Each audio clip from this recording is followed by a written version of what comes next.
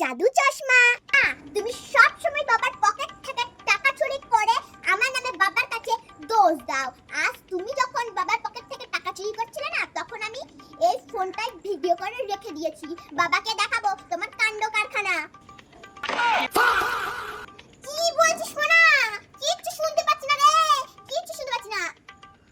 মা, তুমি ভয়ে মজা করছো না? কি বলছিস মনা?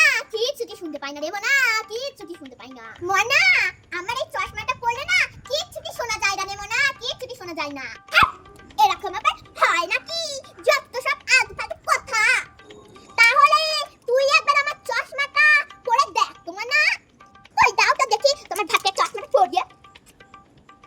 মনা, তুই কাল রাত 12টার সময় কার সঙ্গে ভিডিও কলে কথা বলছিলি?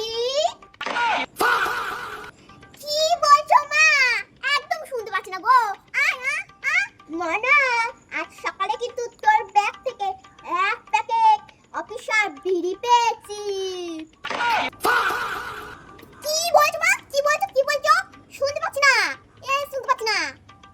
আনা, তুই পায়খানা করতে গিয়ে পপ পপ পপ করে পাদিস, সেটা কি তোর বয়ফ্রেন্ডকে ফোন করে আমি বলবো?